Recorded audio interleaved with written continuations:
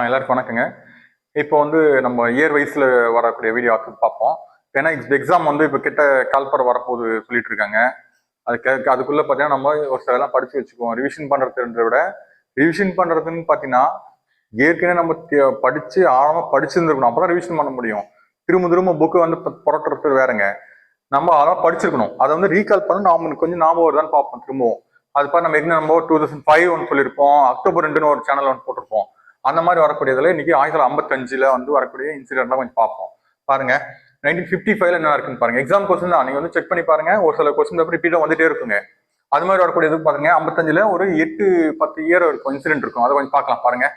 First குடியுரிமை சட்டம் எங்க சொன்னது தாங்க. ஒவ்வொரு முறையும் ஒவ்வொன்று படிக்கும் போது அதோட லிங்க் பண்ணிக்கணும். ஏதாவது ஒண்ணு நம்ம 10 பாயிண்ட் படிக்கிறோம்னா அது கூட சேர்த்து ஏதோ ஒன்று படிச்சோம்னா அதோட ஜோடி சேர்ந்துரும். அப்போ 10-20 கொஸ்டின் ஆகிடும். ஃபார் எக்ஸாம்பிள் அது முடிஞ்சளவுக்கு நான் பார்க்கலாம், சொல்றேன் பாருங்க. குடியுரிமை சட்டம் 1955ங்க. பட் என்னென்ன குடியுரிமை பத்தி சொல்லணும்னாக்கா நம்ம இந்தியன் பார்ட்டிகல் பார்த்தீங்கன்னாக்கா ஆர்டிகல்ல நமக்கு பார்ட்ல 2 இருக்கும். பார்ட் 2 இருக்கு. ஆர்டிகல் பார்த்தீங்கன்னா 5 to 11 இருக்கும் குடியுரிமை.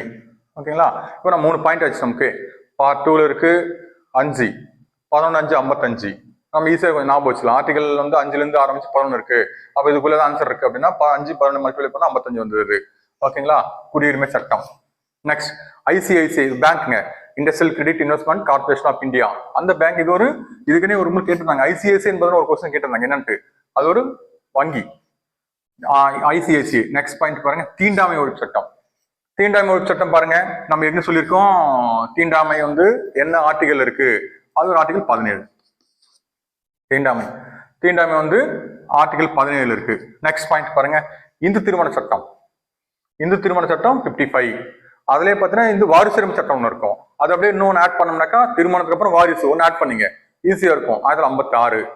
அப்புறம் நெக்ஸ்ட் பாருங்க, சட்ட ஆணையமும் 1955. காமன்வெல்த் குடியுரிமை சட்டம் 1955ங்க. நெக்ஸ்ட் பாருங்க, மத்திய பணிகள் நடத்தை விதி. 1955. பணிகள் நடத்தை விதின்னு பாத்தீங்கன்னா ஈஸியா நாம இருக்கு. ஆர்டிகல் இது ஒரு ஆர்டிகல் ஒன்று இருக்குங்க, 310 ஒன்று வருங்க.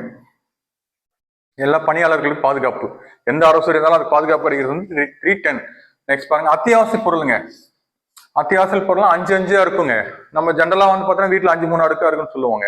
இப்ப பாருங்க 5 இருக்கு. அப்போ அத்தியாவசிய பொருள் சட்டம் 55. நெக்ஸ்ட் குத்தகைதாரர் பாதுகாப்பு சட்டம். குத்தகைதாரனா பாத்தீங்கன்னாக்கா அந்த இது பாத்தீங்கன்னா நிலத்தை ரொம்ப பாதுகாப்பா வச்சிருப்பான். எப்படின்னா ரொம்ப பயந்துன்னு ரொம்ப 5 இருப்பான். அவங்களுக்கு ஓனருக்கு ரொம்ப 5 இருப்பான். அப்ப பாருங்க 5 இருக்கும். அப்போ தமிழ்நாடு குத்தகைதாரர்கள் பாதுகாப்பு சட்டம் 1955. பாருங்க என்ன இருக்கு பாருங்க. திரும்பவும் ஒரு 10 பாயிண்ட் இருக்குங்க. பாருங்க ஃபர்ஸ்ட் இங்கிருந்து ரிவர்சல் படிங்க திரும்ப ஒரு முறை. குத்தகைதாரர் பாதுகாப்பு சட்டம் தமிழ்நாட்டில் மட்டுங்க. அத்தியாவசிய பொருட்கள் சட்டம், மத்திய பணிகள் நடத்தை விதி கூட ஆர்டிகல் 310 படிச்சீங்க.